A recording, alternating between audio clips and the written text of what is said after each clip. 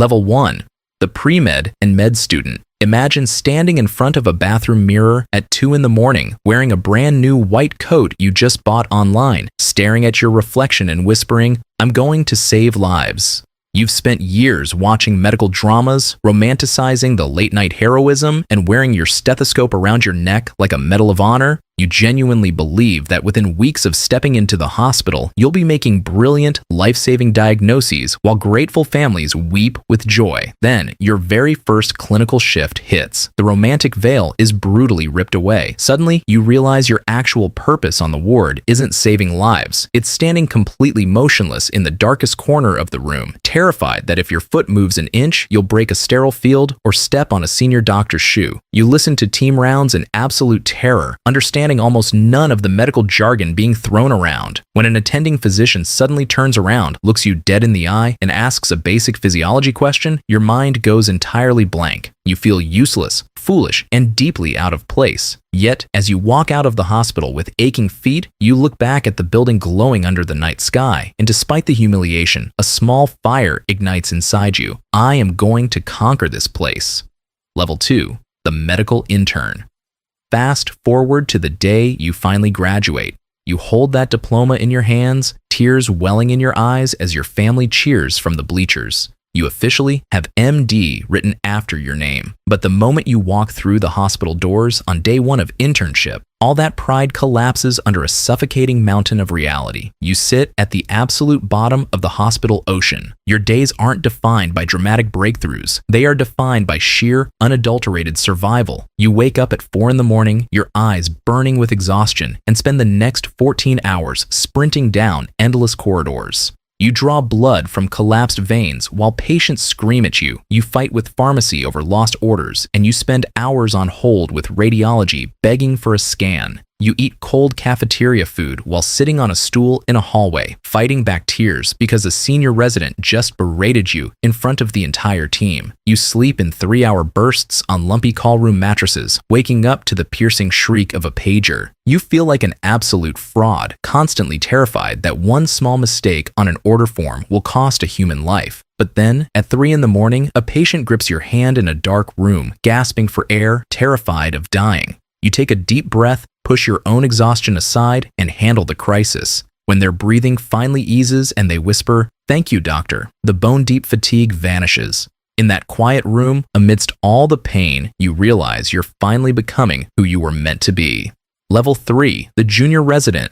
A couple of years pass, and the person you used to be disappears entirely. You enter the dark, relentless purgatory of junior residency. You cease to function as a normal human being and transition into a battle-hardened zombie. You work 80 brutal hours a week, pulling grueling 24-hour trauma shifts where day and night blur into a single, continuous nightmare fueled by cold brew and sheer desperation. Permanent dark circles carve deep into your skin. Your personal life completely disintegrates. You miss your sister's wedding, forget what holidays feel like, and stop answering texts from old friends who no longer understand your world. Inside the hospital, the safety net is gone. You are the one sprinting toward code blues, doing chest compressions while ribs break under your palms, pushing emergency drugs and yelling orders over the deafening scream of heart monitors. You carry a heavy, silent trauma that no one talks about. You remember the face of every single patient you couldn't save. You remember the sound of a mother screaming in a quiet consultation room when you had to deliver the worst news of her life. You lock yourself in a bathroom stall, cry silently for 60 seconds, wash your face with cold water, and walk straight back into the next room to fight for the next life. You are broken, exhausted, and fundamentally changed, but under the intense heat of that trauma, your fear turns into unbreakable steel. Level 4. The chief resident. Then, slowly, the dark storm begins to clear. The paralyzing fear that haunted your early years melts away, replaced by a quiet, immovable confidence. You put on your scrubs, step onto the floor, and instantly feel the shift in the air. You are no longer the frightened child standing in the corner. You are the commander of the floor. Your hands move on pure muscle memory. You can spot an impending cardiac arrest from 30 feet away just by looking at the color of a patient's skin.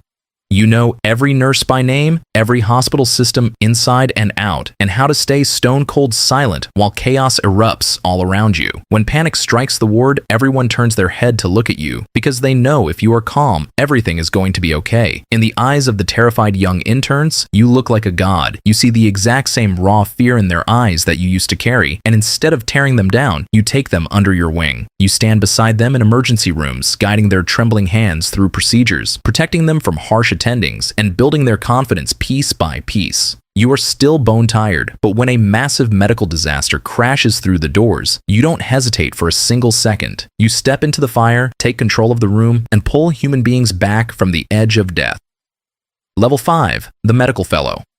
Just when you reach the absolute peak of general medicine, you make a choice that shocks everyone outside the medical world. You give up your power and go back to square one. You enter a subspecialty fellowship, dedicating years of your life to mastering one single, impossibly complex organ or disease, whether it's invasive cardiology, pediatric oncology, or transplant medicine. In a humbling twist of fate, you drop back down to being a student under world-renowned pioneers. You are no longer treating basic conditions. You are stepping into rooms where there are no easy answers left. You are operating on the hearts of newborns smaller than your fist, adjusting complex chemotherapy regimens for patients who have been told they have months to live, or managing organ transplants where a single rejection marker means total failure. Your life shrinks into hyper-focused, extreme precision. You spend endless nights studying advanced medical research, analyzing microscopic tissue biopsies, and carrying the immense emotional weight of patients whose last remaining hope on Earth is you. You sacrifice sleep, social life, and comfort all over again, not for money or status, but because you refuse to settle for being just a good doctor. You want to be the master who can solve the unsolvable.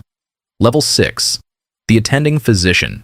And then comes the morning you have spent nearly 15 years fighting for. You walk into the hospital, sit down at a clean desk, and look at a prescription pad with your name printed at the top as the primary physician.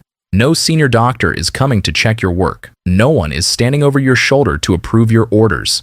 You are an attending physician. The long, grueling decade of being ordered around, overworked, and underappreciated is permanently over. But with that long-awaited freedom comes a chilling, heavy silence. When a patient's condition spirals out of control, you can't look around the room for help anymore. You look in the mirror because the ultimate responsibility for whether this human being lives or dies rests entirely on your shoulders. Yet, as the months pass, that terror turns into deep fulfillment. You build your own practice, establish true relationships with your patients, and finally start living like a human being. You get a normal work schedule, buy your first home, and earn a real salary that allows you to start paying off the mountain of debt you accumulated during your youth. For the first time in 15 years, you sit at dinner with your family on a Friday night, look at the peaceful life you've built out of years of sacrifice, and realize every single tear was worth it.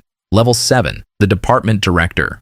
A decade passes in the blink of an eye. The sharp adrenaline of your youth evolves into profound clinical wisdom and institutional authority. You are no longer just practicing medicine inside a single room. You are running an entire hospital division as the director. You carry the wisdom of having treated tens of thousands of human beings. You've seen every rare condition, navigated every nightmare complication, and guided hundreds of frightened young residents through the darkest shifts of their lives. You split your time between solving the most baffling diagnostic mysteries and shaping the policies that keep an entire hospital running smoothly. When junior attendings hit a brick wall with a dying patient, they come to your office, their voices trembling with anxiety. You walk into the room, stand at the foot of the bed, talk to the patient for 3 minutes, perform a physical exam with practiced ease, and immediately spot the subtle clue that everyone else missed. You don't brag or boast, you simply write the order, save the life, and use it as a teaching moment for the next generation. You are the immovable pillar of strength that holds the entire department together. Level 8. The Department Chair and Dean.